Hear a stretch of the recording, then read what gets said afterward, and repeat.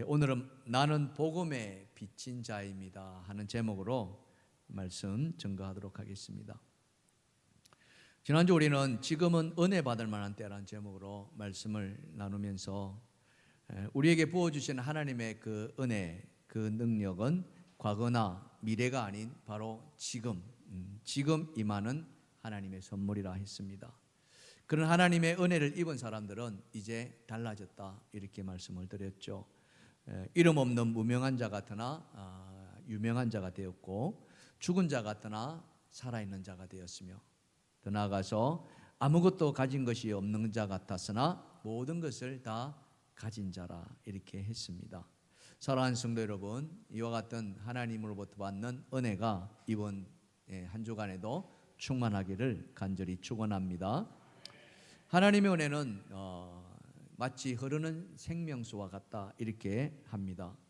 고인물은 섞기 마련이지 않습니까? 그러나 흐르는 시내는 그 안에 생명이 있죠. 그래서 은혜도 이 흐르는 시내와 같이 흘러가야 한다. 내가 받은 은혜, 내가 받은 이 은혜를 고여있게 하지 말고 옆 사람에게 또 이웃에게 그 은혜를 흘러가게 해야 된다 이런 거죠. 그래서 우리가 인사할 때 하나님 나를 축복해 주셔서 감사합니다. 그 다음에 뭐합니까? 축복의 통로가 되겠습니다. 이게 너무 중요해요. 우리는 하나님의 그 은혜의 파이프가 되어야 되는 거예요. 이 파이프를 통해서 하나님의 그 은혜가 계속적으로 흘러가는 거예요. 이 은혜는 우리 안에 있는 것이 아니라 하나님부터 계속적으로 공급받는 거예요. 그래서 그 은혜를 나를 통해서 이렇게 흘러가게 만드는. 그래서 주님은 말씀하지 않습니까? 누구든지 목마르거든 어떻게 해요? 다 내게로 오라. 내게 와서 마셔라. 그래야면은 그 배에서 뭐가요? 생수의 강이 흘러넘치리라. 누구든지 목마르거든. 이 찬양도 있지 않습니까? 한번 해보실래요? 우리 박수 치며 찬양합시다. 누구든지 목마르거든 내게로 와서 마셔라. 누구든지 목마르거든 내게로 와서 마셔라. 나를 믿는 자는 성경의 이름과 같이 그 배에서 생수의 강이 흘러나리라. 아멘. 그렇습니다. 누구든지 그리스도 안에 있으면 우리는 그 그리스도로부터 생수의 강을 받게 되는 것이고, 그 생수의 강이 나를 통해서 계속 흘러가야 될 줄 믿습니다. 그게 하나님이 주신 은혜고, 그 은혜 받은 자의 삶이 바로 생수의 강을 흘러보내는 축복의 통로가 되는 것이죠. 바울은 그렇게 하기를 원했습니다. 그래서 바울은 이 오늘 본문에도 나와 있는 것처럼 로마 교회에게 자기가 받은 그 은혜를 흘러보내기를 원했습니다. 그렇게 흘려보내고자 했던 이유가 뭐냐? 그 이유는 바로 다음과 같다는 거죠. 첫 번째 주제입니다. 자, 바울이 그렇게 은혜를 자꾸 흘려보내는 이유가 뭡니까? 다 같이 시작. 나는 복음에 빚진 자라는 거예요. 바로 이겁니다. 복음에 빚진 자. 바울이 받은 그 은혜를 흘려보내지 않을 수 없는 것은 자기는 빚이 진 사람으로 생각했다는 거죠. 여러분, 우리가 개인적으로 빚을 졌으면 다 어떻게 합니까? 빚을 갚아야 되는 거죠. 그렇잖아요. 빚을 안 갚고 떼먹을 수는 없지 않습니까? 다 갚아야 됩니다. 바울도 그랬다는 거예요. 바울은 어떤 사람이었습니까? 바울은 가말리엘 문화생으로서 율법에 대해서 정통한 사람이었습니다. 정통했을 뿐만 아니라 그는 율법의 매인자가 되었다는 거죠. 율법으로 자유로워야 되는데 그는 율법의 매인자가 되었습니다. 그래서 그 율법으로 말미암아 그는 예수 믿는 사람들을 끊임없이 핍박한 삶을 살았다는 거죠. 그는 예수 믿는 자가 있는 곳이라면은 죽음을 불사하고 달려가서 그 사람들을 찾아내서 감옥에 갇주려고 했던 그런 장본인이었습니다. 그랬던 이 바울이 마침내 그 율법에서 풀려나고 그리고 자유함을 누리게 된 겁니다. 그것이 무엇입니까? 그게 바로 복음이었다는 거죠. 예수를 만나는 복음, 그게 은혜였습니다. 그래서 그 은혜를 갖고자 바울은 지금 로마 교회를 가기를 간절히 원했습니다. 하지만 오늘 말씀에도 보니까 그렇게 간절히 원했는데 여러 번 맡겼다 그랬어요. 자, 오늘 본문 13절과 14절은 이렇게 이야기합니다. 다 같이 시작. 형제들아, 내가 여러 번 너희에게 가고자 한 것을 너희가 모르기를 원하지 아니하노니 이는 너희 중에서도 다른 이방인 중에서 같이 열매를 맺게 하려 함이로되 지금까지 길이 막혔도다. 헬라인이나 야만인이나 지혜 있는 자나 어리석은 자에게 다 내가 빚진 자라. 아멘. 예, 바울이 그렇게 로마에 가기를 원했던 것은 오늘 말씀에도 보니까 다 열매 맺고 싶은 거예요. 복음의 열매를 맺고 싶어 했던 겁니다. 바울 자신이 그 열매가 되었기 때문에 그런 거죠. 그런 그 빚진 자의 마음으로 그는 어때요? 그렇게 로마에 가기를 원했지만은 여러 번 길이 막혔다는 사실입니다. 바울이 받았던 그 은혜를 우리가 한번 돌이켜 보면은 바울은 이 대제사장으로부터 공문을 받아들였습니다. 이 공문이 뭐냐면은 예수 믿는 자를 붙잡는, 체포하는 그런 어떤 힘을 가진 문서였죠. 이 공문서를 가지고 다메섹으로 가지 않습니까? 그 가는 도중에 다메섹에 이르렀을 때 호련히 하늘로부터 음성이 들립니다. 그렇잖아요. 주님의 음성이 들렸죠. 사울아 사울아, 네가 어찌하여 나를 박해하느냐? 네가 어찌하여 박해하느냐? 그 말 앞에 사울은 그냥 엎드릴 수밖에 없었습니다. 그때 주여 니시니까 라고 했을 때 주님이 뭐라고 말씀하셨습니까? 나는 네가 박해하는 예수라. 직접 말씀. 주님의 자신이 누구라는 것을 밝히죠. 예수. 여러분, 그때부터 어떤 일이 벌어집니까? 이 사울의 눈이 감겨져 버리죠. 눈을 떴으나 보이지가 않는 거예요. 깜깜한. 여러분, 보이던 눈이 갑자기 안 보인다면 뭐가 찾아오겠습니까? 두려움이 찾아오지 않겠습니까? 공포감이 찾아옵니다. 사람의 손에 이끌리지 않고서는 그는 한 발자국도 움직일 수가 없게 되는 거예요. 그렇게 사람의 손에 이끌려 다메섹에 들어가서 그는 무려 사흘 동안이나 아무것도 먹지 못한 채 그는 기도할 수밖에 없었습니다. 그랬던 사울에게 예수님은 아나니아를 붙여보냈죠. 그 아나니아를 통해서 사울의 머리에 안수하게 합니다. 어떤 일이 벌어졌습니까? 놀라운 기적이 벌어집니다. 그냥 눈이 떠진 것이 아니라 성경에 보니까 마치 뭐와 같이 눈에서 뭐가 벗겨지는 같이 비늘이 벗겨지는 것처럼, 그죠? 비늘이 팍팍팍 벗겨지는 거죠. 생선을 이렇게 요리하려면 그 비늘을 다 걷어내줘야 되는, 그죠? 칼로 이렇게 다 그 비늘이 벗겨지는 것처럼 사울의 눈이 벗겨지기 시작한, 빛이 들어오게 되고, 그죠? 근데 이 빛은 그 전에 사울이 보았던 빛이 아니었어요. 그 전에는 증오와 핍박과 박해와 응징과 결박과 이와 같은 빛이었다면은 지금 사울에게 비춰진 이 눈은 어떤 빛이었습니까? 은혜의 빛이었습니다.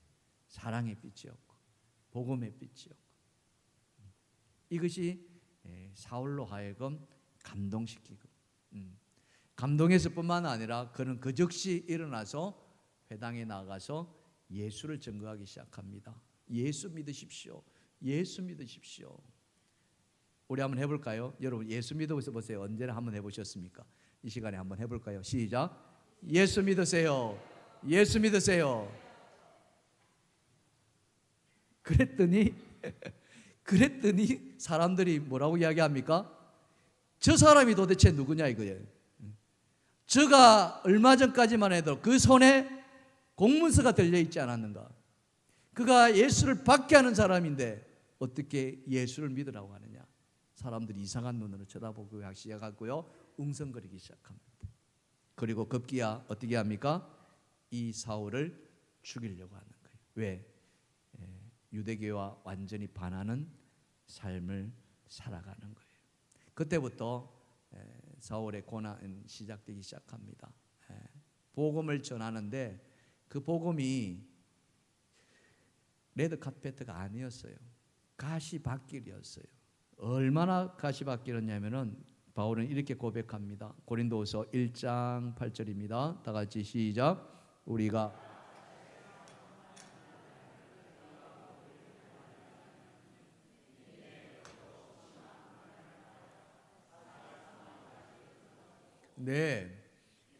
아시아에서 당한 환란, 이 복음 전할 때 당했던 환란이거든요. 세계 전도 여행을 이렇게 시작하지 않습니까?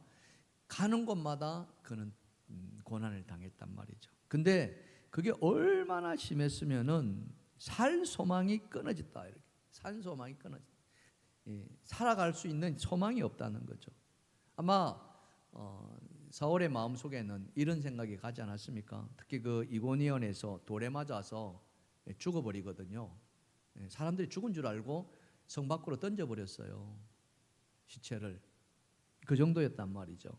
그때 이 사울 생각에, 이 바울 생각에 무슨 생각이 들겠습니까? 이대로 내가 죽는구나. 여기서 내 인생은 끝인가 보다. 이런 생각. 이런 일들이 한두 번이 아니었어요. 고린도서 11장 23절 이하 말씀을 쭉 보면은 바울이 그동안에 겪었던 고난의 내용을 상세하게 기록해냈습니다. 말로 다 할 수 없는 태장 맞는, 여러분 우리로 치면 곤장 있잖아요. 곤장 맞는 거. 그리고 40에 하나 감한 매를 5번 맞았다.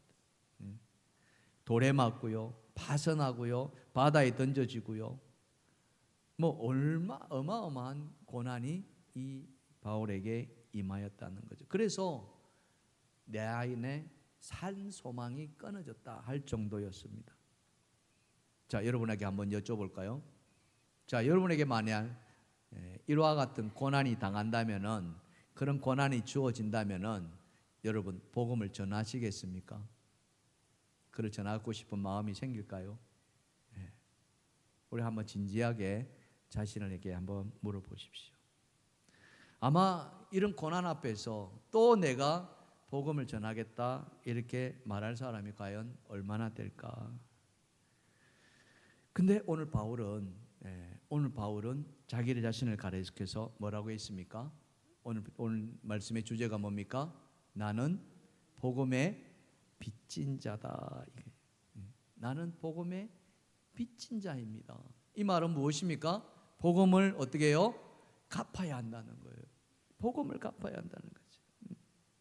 바울이 이렇게 나는 복음의 빚진 자라고 말할 수밖에 없었던 이유가 뭐겠습니까?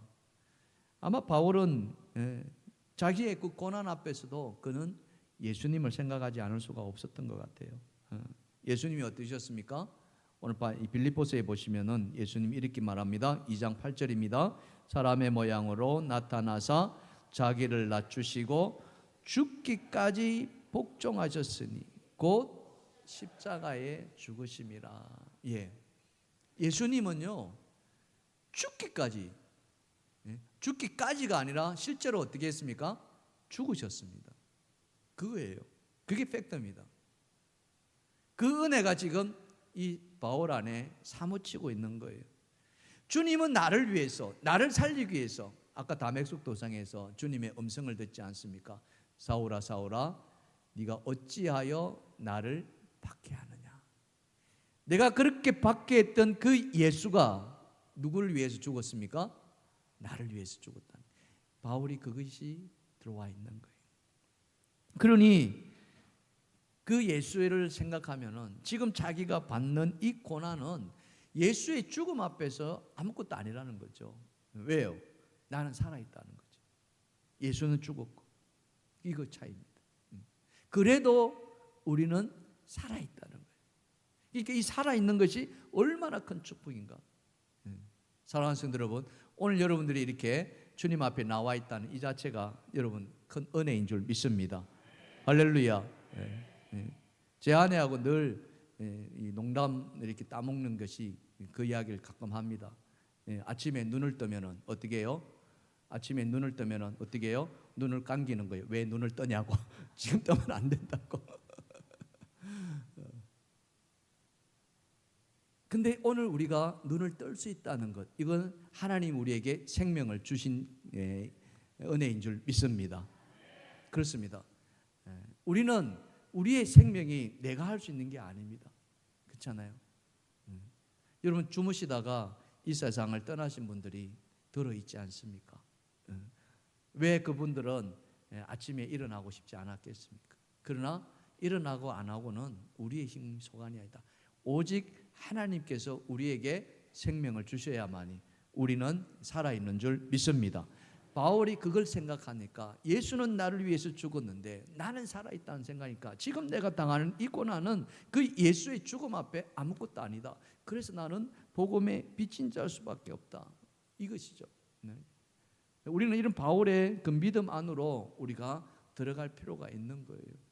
우리도 삶에서 참 많은 어려움이 있지 않습니까? 고난도 있고요, 힘겨움도 있습니다. 때로는 원치 않는 그런 아픔들도 찾아옵니다. 그럴 때마다 주님의 그 십자가의 죽음을 우리가 바울과 같이 생각한다면 그래도 나는 살아있음에 감사하구나. 내가 복음의 빚진 자이구나. 이런 거죠. 이 빚진 자는 그 빚을 갚아야 한다는 거예요. 이 이야기를 하면서 예수님이 마태복음 18장에 보면은 빚진 자의 비유를 이렇게 이야기해 주고 있어요. 어떤 주인에게 큰 빚을 진 종이 하나 있었습니다. 어느 정도 큰 빚이었냐면은 10,000달란트라고 해요. 10,000,000달란트. 우리는 이 10,000,000달란트가 어느 정도인지 가늠도 할 수 없을 정도로, 화폐 단위로 친다면은요, 한 달란트가 이 금으로 34kg이라고 합니다. 여러분 상상이 되십니까? 금 한 돈에 몇 g입니까? 3.75g이잖아요. 거기에 34kg이라면은 이거는 어마어마한 거예요. 근데 그게 10,000개라는 거지. 10,000개. 성경은 말합니다. 네 몸과 네 아내와 자식들 모든 소유를 다 팔아도 너는 이것을 갚지 못해. 이렇게 나오는 거예요. 그렇습니다. 이 10,000달란트를 어떻게 갚을 수 있겠습니까? 그래서 주인은 그 종을 불쌍히 여겨서 이 10,000달란트를 내가 그냥 없는 걸로 해줄게. 빚을 탕감해 줍니다. 그래서 너는 이제부터 이 빚에서 자유해라. 얼마나 좋았겠습니까? 그렇잖아요. 아마 그 속에 이런 생각, 쥐구멍에도 볕들날이 있구나, 이런 생각으로 그냥 기쁨으로 나갔어요. 할렐루야 했겠죠. 근데 그렇게 가는 중에 자기 앞에 자기한테 빚진 사람이 찾아온 거예요. 이 빚진 사람이 얼마를 빚졌냐면은 성경에 보니까 100데나리온이라고 합니다. 여러분, 달란트에 비한다면 이 데나리온은 아무것도 아닌 거예요. 금전이 있다면 이거는 동전도 채되지 않은 아주 적은 돈. 그래서 이 종은 그 100데나리온 빌려간 사람한테 내 돈 갚아라 이렇게 채권합니다. 근데 100데나리온 빚진 자가 미안합니다. 내가 갚을 수 없습니다. 그저 화가 나가지고 이 종이 이 100데나리온 빚진 자를 그냥 감옥에 가둬 버립니다. 옥에다 가둬 버렸어요. 자, 이 사실이 이 종을 빚을 탕감해 주던 주인이 알게 되었어요. 그리고 이 종의 불러다 종을 앞에 세우는 거예요. 이 주인이 손을 치면서 이 땅을 치면서 이 괘씸한 녀석아, 이 괘씸한 사람아, 내가 너를 10,000달란트나 빚을 탕감해 주었는데 너는 고작 100데나리온도 탕감해 주지 못하냐? 이렇게 나오는 거예요. 내가 너에게 탕감해 준 것을 보면은 네가 받을 돈은 그게 아무것도 뒷걸도 아니야. 근데 너는 그거를 탕감해 주지 못하니? 하면서 이 종을 그냥 감옥에 가둬 버리는 거예요. 여러분, 예수님이 이 비유를 들은 이유가 뭐겠습니까? 그것은 바로 내가 은혜를 받았다면은, 그죠? 그 은혜에 대한 빚이 있다는 거 아닙니까? 그리고 그 빚은 어때요? 갚아야 된다는 거예요. 내가 은혜를 받았다면은, 공짜로 받았다면은 우리도 어때요? 그냥 주는 거예요. 이거예요. 바울은 그 심정이었습니다. 내가 빚진 자라는 마음은 내가 다시 태어나게 된 것, 내가 하나님의 은혜로 다시 이렇게 새롭게 태어났다는 그 자체는 하나님이 받은 은혜이기 때문에 나는 이 빚을 갚지 않으면 안 된다는 그런 이야기죠. 여러분, 우리가 많이 이용하는 택배가 있습니다. 주문을 하고, 그죠? 그러면은 그 주문한 것이 택배 기사를 통해서 우리는 전달받습니다. 뭐 어마어마한 양이 지금도 이 물류가 되어서 전달되고 있죠. 근데 여러분, 우리가 주문한 이 물건이 택배 기사를 통해서 전달받아야 되는데 이 택배 기사가 중간에 살짝 빼버린다면 어떤 일이 벌어질까요? 여러분, 이것은 무슨 행위입니까? 택배 기사가 그 물건을 그냥 전달하지 않고 자기가 가진다면 이것은 무슨 행위예요? 도둑질이라는 거죠. 택배 기사는 뭐예요? 택배 기사는 그 물건을 잘 전달해 주는 거예요. 전달하지 않고 중간에 자기가 이렇게 해버린다는 것은 그것은 바로 도둑질이다. 이렇게. 우리가 하나님으로부터 받은 은혜가 있다 한다면 우리는 이 받은 은혜를 우리가 잘 전달해 줘야 되는 거예요. 그게 통로이거든요. 그 통로가 되어야 되는 것이 오늘 우리가 복음의 빚진 자라는 거죠. 사랑하는 성도 여러분, 이 통로가 막혀지지 않기를 주님의 축원합니다. 여러분의 그 통로가 잘 뚫려 있기를 주님의 축원합니다. 그것이 바로 복음의 빚진 자의 삶을 살아가는 것이다. 우리는 그래서 늘 내 삶이 이 복음의 축복의 통로가 뚫려 있는지 깨끗한지 여부를 확인할 수 있어야 되는 거예요. 여러분 안에 그런 은혜가 있기를 주님의 축원합니다. 축원합니다. 두 번째, 그렇다면은 이 복음의 빚진 바울이 할 수 있었던 것은 뭐겠습니까? 자, 두 번째 주제입니다. 다 같이 한번 읽어봅시다. 시작. 자기 힘을 다해서 복음을 전하려 했다. 그냥 단순하게 복음 전하 이게 아니라 자기 힘을 다해서. 따라합시다. 자기 힘을 다해. 자기 힘을 다해. 이게 오늘 본문에는 뭐라고 표현하고 있냐면요. 본문 15절입니다. 다 같이 시작. 그러므로 나는 할 수 있는 대로 로마에 있는 너희에게도 복음 전하기를 원하노라. 여기에 할 수 있는 대로라는 말이 자기 힘을 다한다는 말이에요. 할 수 있는 대로 이 말이 하면 하고 말면 말고 이게 아니에요. 되면 되고 아니면 이게 아니라 자기 힘을 다해서, 또 다른 말로는요, 열정을 다 쏟아서. 우리는 이걸 이렇게 표현하죠. 우리가 힘을 내야 될 때 마치 무슨 힘까지? 젖먹던 힘까지. 젖먹던 힘까지 다 쏟아내는, 이게 할 수 있는 대로란 말입니다. 우리가 알아야 되는 거예요. 근데 이 할 수 있는 대로는요, 억지로 하는 게 아닙니다. 억지로 하는 것이 아니라 다 자기가 원해서. 우리는 이걸 다른 말로 표현한다면은 은혜 받은 대로, 은혜의 감동대로 이렇게. 여러분, 은혜 받은 사람들을 일할 때 여러분 억지로 합니까? 그렇지 않습니다. 억지로 하지 않고요, 기쁜 마음으로 자원해서 그렇게 해나가죠. 왜? 내가 받은 은혜가 너무나 크다는 걸 알기 때문에. 이 은혜는 자기의 상황을 뛰어넘게 되어 있거든요. 자기의 형편을 뛰어넘게 되어 있습니다. 바울이 복음 전하는데 여러분 얼마나 고통이 많았습니까? 그는 아마 이 모든 고통을 피하고 싶었는지도 모르겠습니다. 산소망이 끊어질 정도로 있었는데, 그런데 그 모든 아픔들을 그는 뛰어넘은 거예요. 가는 거예요. 우리가 잘 아는 사도행전 16장에 보면은 바울과 실라가 그 빌립보 감옥에서 엄청난 매질당하고 감옥에 갇히지 않습니까? 그 감옥에 갇혀 있는, 발에는 착고가 채워져 있고 지하 컴컴한 그 감옥 안에서 그 밤에 어떤 일이 벌어졌습니까? 어떤 일이 벌어졌어요? 그 밤에 이 바울과 실라가 어떻게 했습니까? 하나님을 찬송했다. 이렇게 나와요. 성경에 보면 온몸이 매질 당해가지고 만신창이가 돼서, 그죠? 몸 하나 가누기도 힘드는 그 어려운 상황 속에서도 바울과 신라는 하나님께 찬송하는 거예요. 찬송. 이게 상황을 극복하는 은혜라는 거죠. 하나님의 은혜가 아니고서는 이를 극복해낼 수가 어떻게 있겠습니까? 근데 그 찬송을 했더니 어떤 일이 벌어집니까? 어떻게 벌어져서요? 착고가 다 풀어지고요. 예? 감옥의 문이 다 열려지고요. 난리가 나는 거예요. 하나님의 기적이 임하는 거예요. 그런 거죠. 바울이 그렇게 자기 힘을 다해서 복음을 전하기를 원했습니다. 그런데 이것이 우리가 또 한번 생각해 봐야 될 게 뭐냐면은 당시 로마 상황이 어떠느냐 하는 걸 볼 줄 알아야 돼요. 당시 로마는 모든 길은 다 로마로 통한다 하는 말이 있는 것처럼 세계의 딱 허브였습니다. 중심이었어요.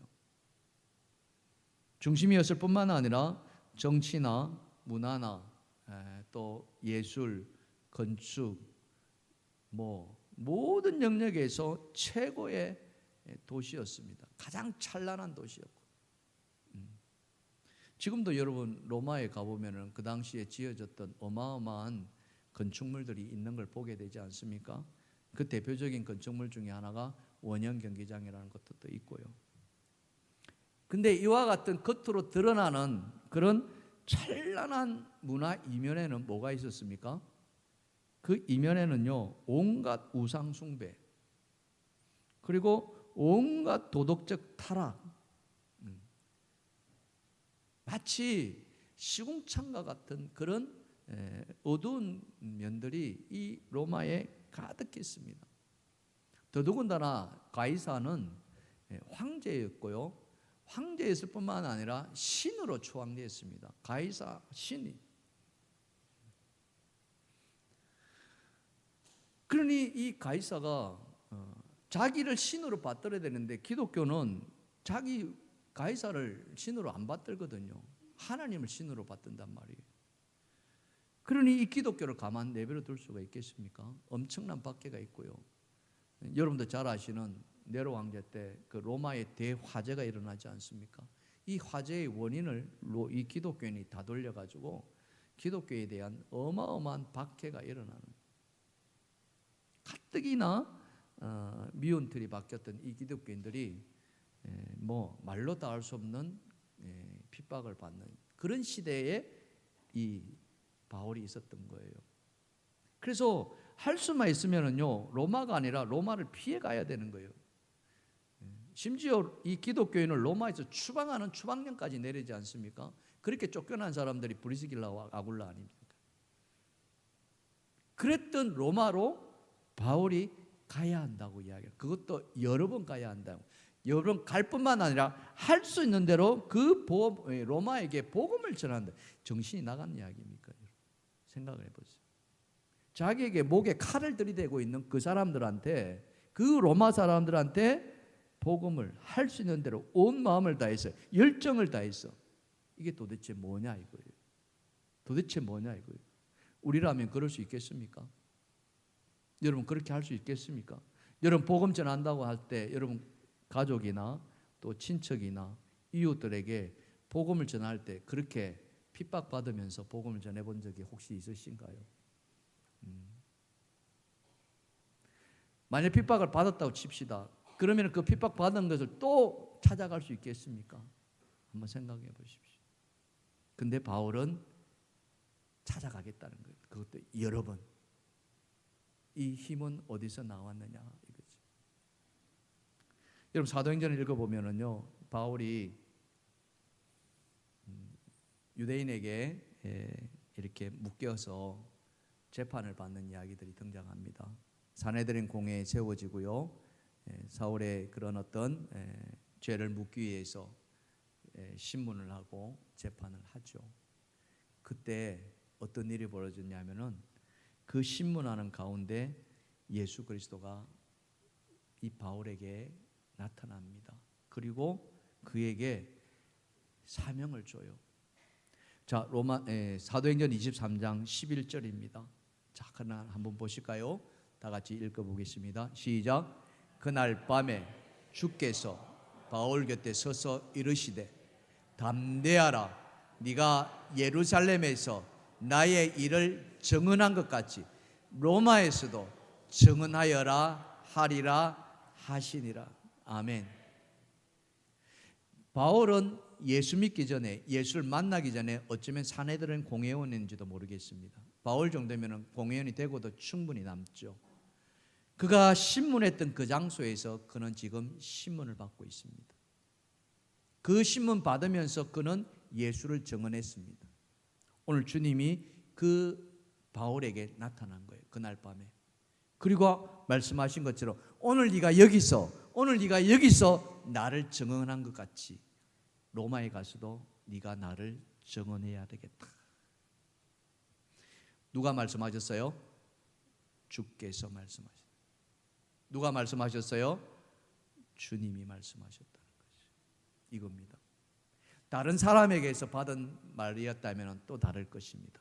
그러나 주님이 말씀하셨습니다.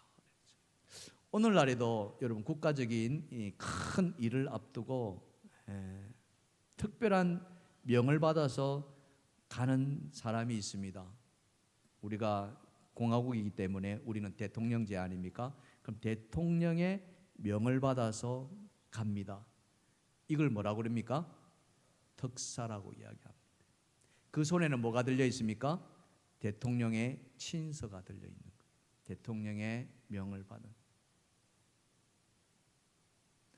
그 특사를 수행하는 사람들 보면은 지금 정권에서 보면은 대통령 비서실장 뭐 이런 사람들이 또 국회의장 이런 사람들이 가서 어려운 문제들, 특히 지금 미국과 이란 사이에 그 중동 전쟁 일어났을 때 이 원유 문제를 가지고 얼마나 큰 고통 당하고 있습니까? 이 원유 문제, 원유를 확보하기 위해서 이 대통령 특사로 이렇게 활동한 것을 우리는 뉴스를 통해서 보게 되는 거예요. 특별한 명령. 그런 사람들은 대통령 전용기를 타고 이렇게 가는 거죠. 대통령이 아니지만 대통령의 권한을 가지고 가는 거예요.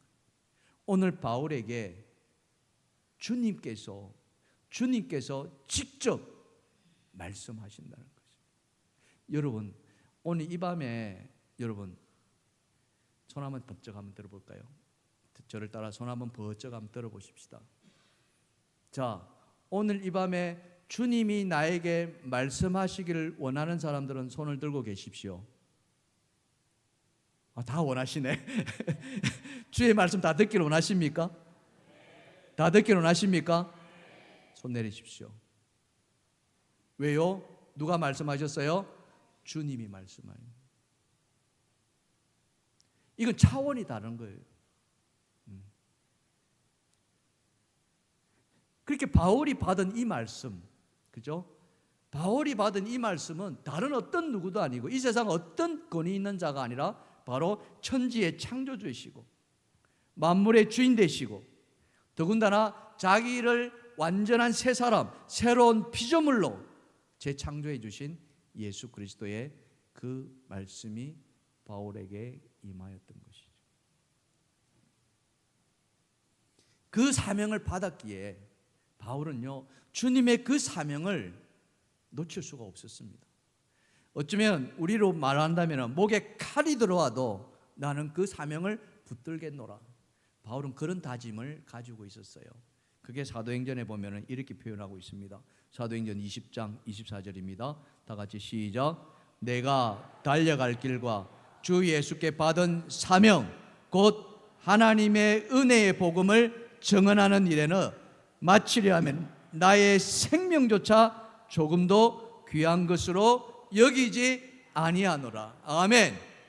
하나님의 그 은혜의 복음을, 그 은혜의 복음을 흘러보내는 일, 그걸 복음을 증언하는 일이라고 했습니다. 그 증언하는 일을 마치려 하면은 나의 생명조차도 나는 조금도 귀하게 여기지 않겠다. 내 목숨 바쳐서라도 그 일을 감당하겠노라는 거예요.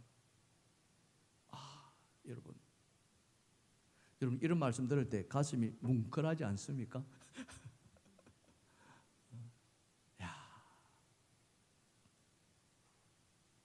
예수를 만난 이 바울은요, 그렇죠? 자기 고백하지 않아요. 누구든지 그리스도 안에 있으면은 뭐예요? 새로운 피조물이라 인 거예요. 바울은 새로운 피조물이었어요. 이전에 바울은 없어요. 이전에 예수 믿는 자를 핍박하던 그 바울은 다 사라졌어요. 이제는 바울에게는 오직 하나, 오직 예수밖에 없다는 거예요. 예수를 증거하지 않으면 그의 생명조차도 그는 아무것도 아니라는 거예요. 그래서 바울은 그런 자기의 신앙 고백을 빌립보스에 이렇게 고백하고 있는 거예요. 빌립보스 3장 7절과 8절에 보시면은, 자, 무엇이든지 내게 유익하던 것을 내가 그리스도를 위하여 다 해로 여기고 다 소용없다 이거예요. 8절에 또 뭐합니까? 또한 모든 것을 해로 여기면 내 주 그리스도 예수를 아는 지식이 가장 고생하여 내가 그를 위하여 모든 것을 잃어버리고 배설물을 여기면 그리스도를 얻었다. 사랑하는 성도 여러분, 오늘 우리가 우리 그 주를 모시고 있는 그 예수가, 여러분, 그냥 예수가 아니라는 거예요. 오늘 바울이 고백하는 이 예수가 오늘 나의 예수가 되기를 주님에 축원합니다. 그런 예수가 되어야만이 오늘 우리의 믿음은요, 우리의 믿음은 정말 고귀한 믿음이 되지 않겠습니까? 값싼 믿음이 아닙니다. 누구든지 내게로 와서 마시라고 했을 때 그냥 값없이 주는 것이지만은 그것은 예수 그리스도의 그 고귀한 생명의 피를 흘린 피의 값이라는 거예요. 그 은혜가 바울 안에 들어와 있어요. 그래서 그는 그 사명을 감당하기 위해서 할 수 있는 대로 자기의 모든 힘을 다 합쳐서, 근데 그 힘을 다 합치는 그 로마는 자기를 죽이려고 하는 거예요. 실제로 바울은 로마에서 죽지 않아요. 순교당하잖아요. 그럼에도 그는 그것을 두려워하지 않는 거예요. 그게 복음을 받은 자, 복음에 빚진 자의 모습이라는 거예요. 근데 여러분, 이 바울의 하나님의 부르심 있잖아요. 그 복음은 부르심이거든요. 사울아 사울아 이렇게 부르셨단 말이에요. 그리고 그를 택하여 주셨다는. 근데 이 부르심에는 여러분 후회가 있습니까? 없습니다. 실수가 있습니까? 실수가 없어요. 오직 하나님의 신실하심만 있다. 송경민 목사님은 그렇게 고백했던 거예요. 우리 하나님의 부르심이라는 찬양 있죠.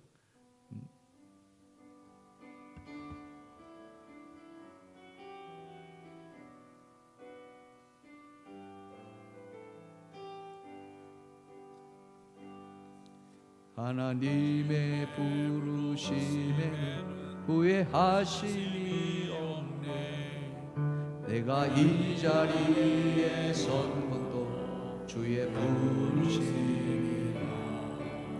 하나님의 부르심에 결코 실수가 없네. 나를 부르신 하나님의 신실하심을 날 부르신 내 생각보다 크고 날 향한 게 나의 지혜로 측량 못하는 가장 좁은 길, 가장 완전한 길로 오늘도 날 이끄시. 아멘. 사람의 생각에는요, 그 길은 너무나도 힘겨운 길입니다. 고난의 길이고요, 가시밭길이고요, 때로는 죽음의 길입니다. 그러나 하나님의 그 부르심에는 절대 실수가 없으시다는 거예요. 후회하심도 없고요, 더 나아가서 가장 좋은 길로, 가장 완전한 길로. 이건 뭘 말합니까? 우리는 육의 삶이냐 아니면 영의 삶이냐의 차이입니다. 육의 삶을 살아간다면요, 그 육의 삶은 완전히 실패한 길입니다. 고난의 길이고요. 그러나 영의 삶을 사는 사람들은 이것이 말 그대로 영광의 길이라는 거죠. 바울은 그것을 알 수 있었다는 거죠. 그래서 할 수 있는 대로 그는 모든 것을 다 하려고 했다. 이 은혜가 오늘 우리를 있게 한 거예요. 여러분, 바울이 그렇게 로마로 가기로 원했던 그 은혜가 계속 이어져서 오늘 우리에게까지 임했다는 거 아닙니까? 여러분, 100년 전에 19세기 말에 이 땅 조선의 땅에 많은 선교사들이 복음을 들고 찾아옵니다. 복음의 빛을 비추고 싶었어요. 이 땅은 복음의 빛이 뭔지도 몰랐어요. 문을 꽁꽁 걸어 잠궜습니다. 그래서 많은 선교사들이 그 복음의 빛을 들고 와서 빛을 비추기도 전에 순교당한 사람들이 한둘이가 아니에요. 경우에 따라서는 이 땅이 너무나도 위생적으로 정말 아무것도 갖춰지지 않아요. 뭐 병원이 없었잖아요. 병원이라는, 여러분들 잘 아시는 선교사들이 와가지고 제일 먼저 했던 것이 병원과, 그죠? 학교 짓는 거였잖아요. 재중원이라는 것이 그렇게 탄생되는 거거든요. 그 중에 여러분, 루비 캔드릭이라는 선교사가 있었습니다. 루비 캔드릭, 여자분입니다. 24살이었어요. 이 조선 땅에 단 한 번도 밟지 못했던 이 조선 땅에 그녀는 복음을 들고 찾아옵니다. 와서 복음을 전해야 되니까 뭐부터 배워야 되겠습니까? 말부터 배워야 되잖아요. 글부터 배워야 되니까. 그래서 와서 조선말을 배우기 시작합니다. 근데 너무 안타깝게도 이 조선에 있는, 만연에 있는 그 풍토, 그 병이 걸리고 맙니다. 그 조선말 배우다가 1년도 못 돼서 8개월 만에 그냥 죽고 맙니다. 얼마나 안타깝습니까? 성교의 꽃도 한번 피워보지 못한 채 24살의 그 아리따운 나이로 생을 끝내버렸죠. 성교가 끝나는 줄 알았습니다. 근데요, 그녀의 죽음은 결코 헛되지가 않았다는 거 아닙니까? 그녀의 죽음 소식이 그 미국에 파송했던 모교회에 전해지자 교회가 눈물바다를 이룹니다. 그리고 그들은 이 루비 캔드릭을 대신해서 조선의 선교를 우리가 다시 감당하겠노라 기도하기 시작합니다. 뭐라고 기도했느냐? 하나님, 루비 캔드릭이 못한 그 조선의 선교를 우리를 통해서 이루어지게 하여 주시옵소서. 아멘. 그렇게 이 조선의 땅에 여러분 선교의 은혜가 뿌려지기 시작하고 그 은혜에 오늘 우리가 복음을 듣고 예수를 믿고 있는 거예요. 서울에 양화진이라는 곳이 있습니다. 합정동에 가면은 그 양화진은 서양의 선교사들의 무덤이 있는 곳이기도 합니다. 거기에 이 루비 캔드릭의 묘비가 있는데요. 그 묘비명에 뭐라고 적혀 있느냐면은, 사진을 다시 한번 보여주시면 같이 한번 읽어볼까요? 시작. 만약 내게 1000개의 생명이 있다면 그 모두를 한국을 위해서 바치리라. 24살의 처녀가요, 그 풍토병에 걸려가지고 약도 한번 제대로 써보지 못한 채 죽어가면서 남긴 말이 저 말입니다. 만약 내게 생명이 1000개가 있다면 그 생명 오로지 누구를 위해서? 한국을 위해서. 이것은 뭘 말합니까? 이 생명은 오로지 누구의 것이다? 주님의 것입니다. 주를 위해서 내가 이 생명을 드리겠습니다. 그게 복음의 빛인 자예요. 바울도 그랬던 것 같아요. 그래서 바울은 자기의 생명을 조금도 아끼지 아니하고, 그 어떤 고난을 당하든지 간에 그는 자기의 달려갈 길을 다 달려갔다라고 이야기하죠. 그게 디모데후서 4장 7절과 8절입니다. 다 같이 시작. 나는 선한 싸움을 싸우고 달려갈 길을 다 마치고 나서 믿음을 지켰으니 이제후로는 나를 위하여 의의 면류관이 예비되었으므로 주 곧 의로우신 재판장이 그날에 내게 주실 것이라. 아멘. 나의 달려갈 길, 이 달려갈 길, 이거는 사명의 길입니다.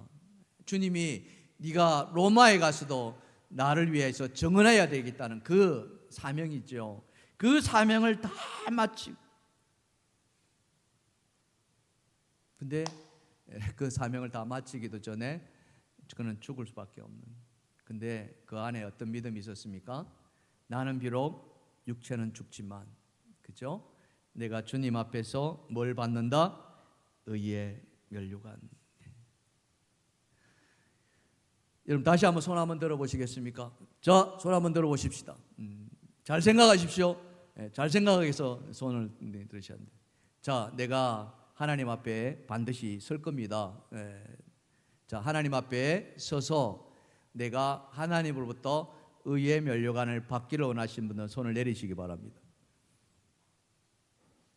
다 내리셨어요. 여러분 그렇게 되기를 주님의 축원합니다. 축원합니다. 우리의 마음은 다 하나님으로부터 상 받기를 원합니다. 로마서는 말씀하지 않습니까? 뭐라고 합니까? 각 사람은 뭐예요? 그 행한 대로 보응하신다.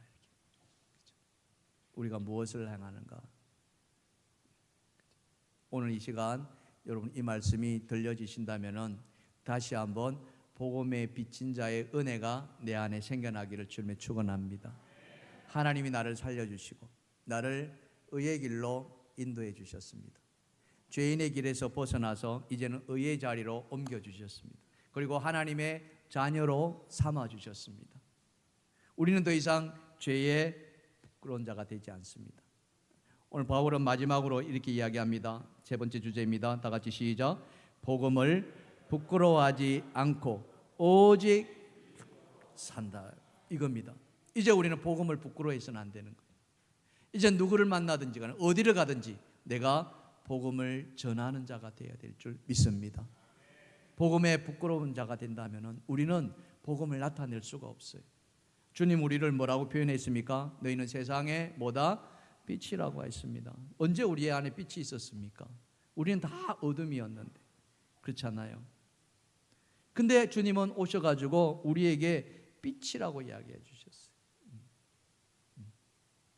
사랑하는 성도 여러분, 여러분 안에 오늘도 주님의 빛이 비치고 있다는 것을 믿으시길 바랍니다.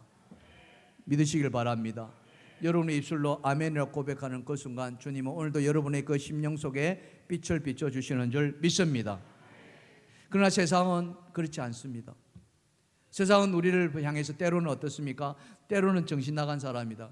때로는 어리석은 사람이다. 왜 그런 일을 하느냐? 이 세상에 살기도 힘드는데 온갖 손가락질을 할 수도 있습니다. 그러나 여러분 거기에 우리가 마음을 빼앗길 필요가 없습니다. 왜냐? 십자가라는 것이 여러분 무엇입니까? 십자가라는 것이 구원받는 우리에게는 하나님의 능력이기 때문에 그렇습니다.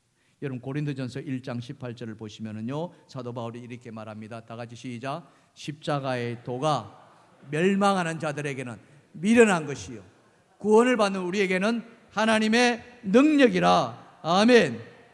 아멘. 오늘 우리가 믿는 이 믿음은 이 십자가는 하나님의 능력이 되는 줄 믿습니다. 모든 사망의 권세를 물리치시고 모든 어둠의 권세를 물리치시고 오늘도 빛을 비추시는 그 하나님의 능력, 우리 안에 모든 아픔과 모든 병마, 모든 질병 이것까지도 다 송두리째 물리치시는 하나님의 능력이 오늘 이 시간에 임하기를 주님의 축원합니다. 축원합니다. 그 하나님의 능력은 헬라어로 두나미스라고 이야기합니다. 두나미스. 이 두나미스라는 뜻이 뭐냐면은 다이나마이트입니다. 다이나마이트. 그 폭약 있지 않습니까? 이 다이나마이트가 이 두나미스에서 유래된 말이거든요. 여러분 콘크리트와 같은 그 마음들, 단단해가지고 뚫어지지 않는 그 마음들, 완고하리라고 표현하고 있습니다. 절대 변하지 않으리라고 하는 표현이 있습니다. 그러나 하나님이 십자가의 은혜가 그 안에 들어간다면 그 완고한 콘크리트와 같은 그 마음이 다 깨어지는 줄 믿습니다. 이게 바로 하나님의 능력인 것이죠. 이 능력을 가지고 우리는 믿음으로 살아가는 거예요. 그래서 바울은 우리가 이제 더 이상 죄인이 아니다. 우리는 더 이상 죄에서 허덕일 이유가 없다.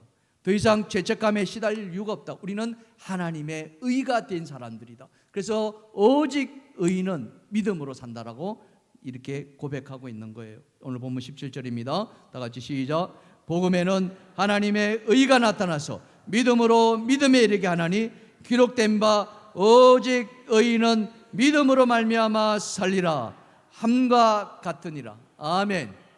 오직 의인은 뭐로 산다고요? 믿음. 오늘 우리를 살려주신 그 믿음, 우리를 죄인에서 그 죄의 쇠사슬을 끊어주신 그 믿음, 이것이 오늘 우리에게 생명이 되기를 주님의 축원합니다. 축원합니다. 여전히 세상은 우리를 향해서 손가락질합니다. 조롱하기도 합니다. 그러나 우리는 하나님의 복음에 빚진 자들이기에, 그 복음의 능력이 있기에 오늘 우리는 그것에 아랑곳하지 않고 나의 달려갈 길을 다 달려가야 될 그런 은혜의 사람이라는 것을 여러분 믿고, 오늘도 이번 한 주간도 그렇게 복음에 빚진 자로 살아가는 여러분 되기를 주님의 이름으로 축원합니다. 축원합니다. 예.